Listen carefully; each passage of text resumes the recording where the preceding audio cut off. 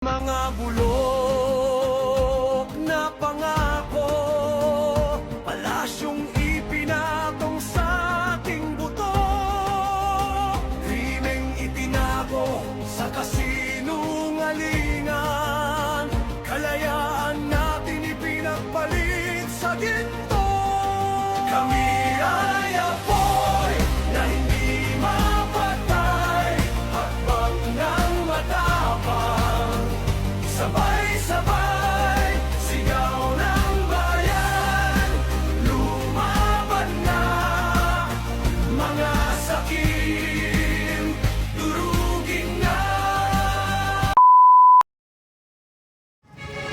Yes po, magandang araw at ito na nga yung Caravan kontra korupsyon ngayong araw po ng Linggo, January 31, 2026. So ito po ang sitwasyon ngayon dito sa may EDSA Cubao. Ito po ay nanggaling sa may White Plains, doon banda sa may EDSA People Power Monument. And meron din pong isang grupo na nanggaling ng MOA na magsasalubong po yan mamaya. So iba't ibang grupo po yung kasali dito. Meron din po mga pribadong individual at syempre isa sa pinakamarami ay ang ating mga Duterte Rider supporters na mula noon hanggang ngayon ay patuloy pa rin sumusuporta sa mga Duterte.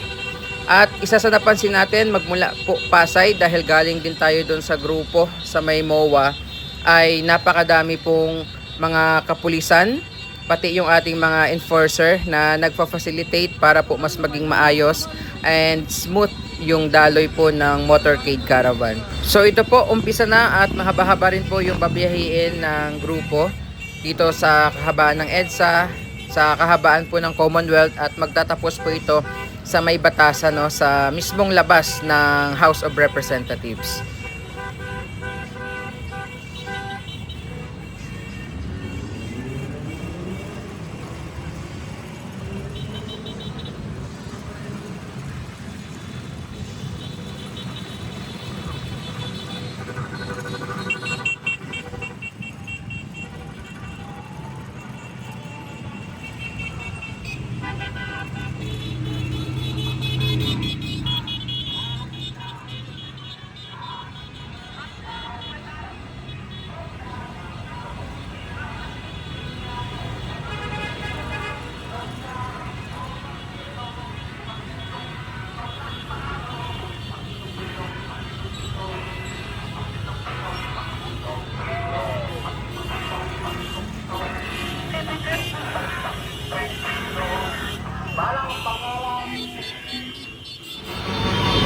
Okay, so dito na ang Caravan kontra korupsyon.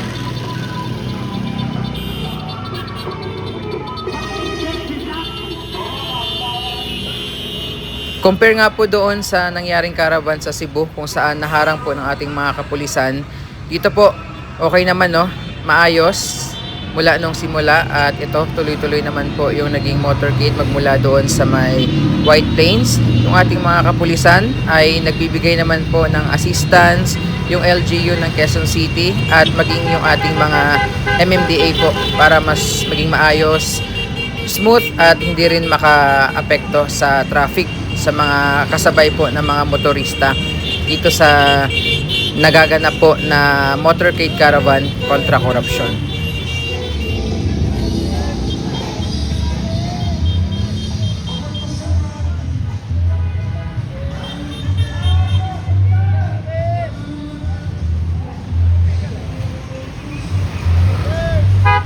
So maliban po sa mga vloggers, andito rin kasunod ng caravan yung mga mainstream media para mag-cover nga nitong nagaganap na caravan motorcade kontra korupsyon.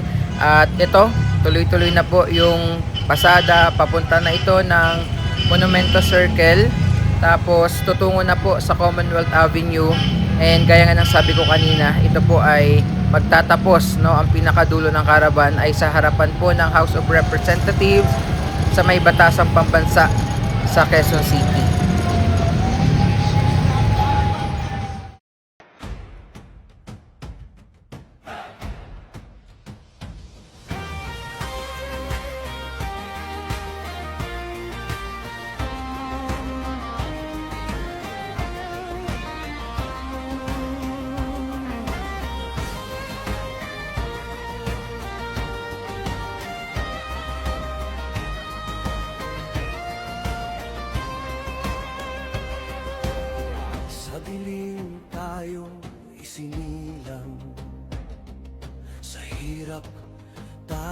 nagdurusa. Sagana sila sa kayamanan, taong bayan nilunod sa parusa. Mga bulok na pangako, palasyong ipinatong sa ating buto, krimeng itinago sa kasinungalingan, kalayaan natin ipinagpalit sa ginto. Kami ay apoy na hindi mapatay, hakbang ng matapang, sabay-sabay, sigaw ng bayan, lumaban na, mga sakim, durugin na. Taas no, humahakbang, wag yumuko kailanman. Kami ay apoy na hindi mapatay, hakbang ng matapang, sabay-sabay, sigaw ng bayan, lumaban na, mga sakim, durugin na. Kami ay apoy na hindi mapatay, hakbang ng matapang, sabay-sabay, sigaw ng bayan, lumaban na, mga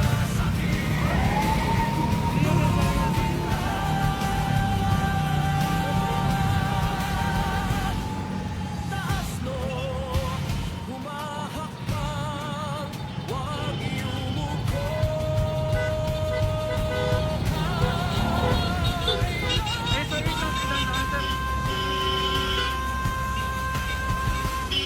Ayan, so nakita natin si former Congressman Mike Defensor. Nakita rin po natin si Eric Celis at iba pa pong mga individual.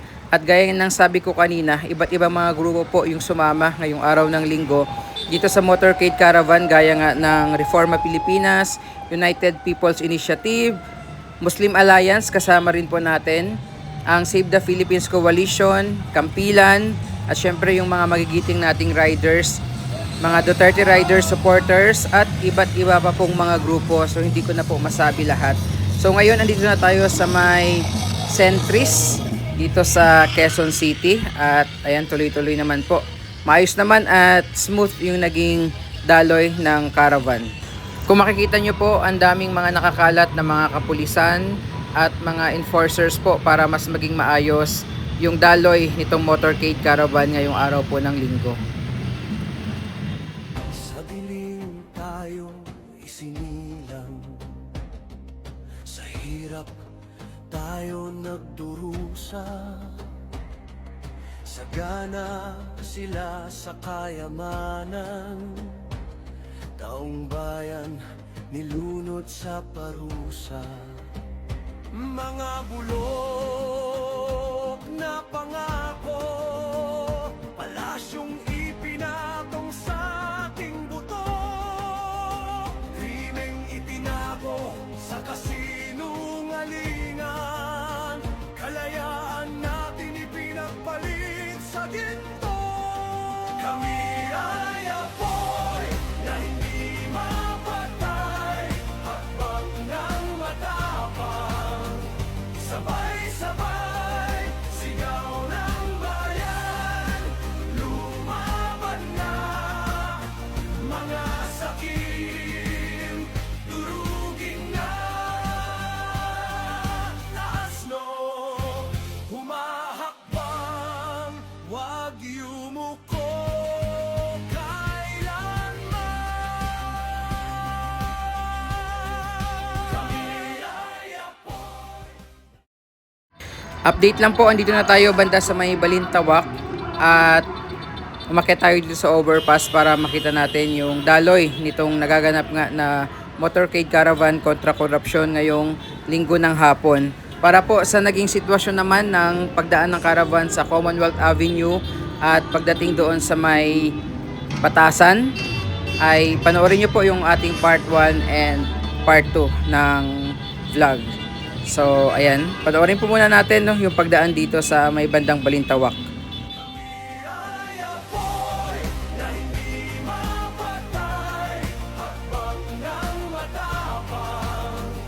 Sabay-sabay, sigaw ng bayan, lumaban na, mga sakim, durugin na. Taas no, humahakbang, wag yumuko kailanman. Kami ay apoy ng di mapatay, hakbang ng matapang. Sabay-sabay, sigaw ng bayan, lumaban na, mga sakim, durugin na. Kami ay apoy na hindi mapatay, hakbang ng matapang. Sabay-sabay, sigaw ng bayan, lumaban na, mga sakim, durugin na.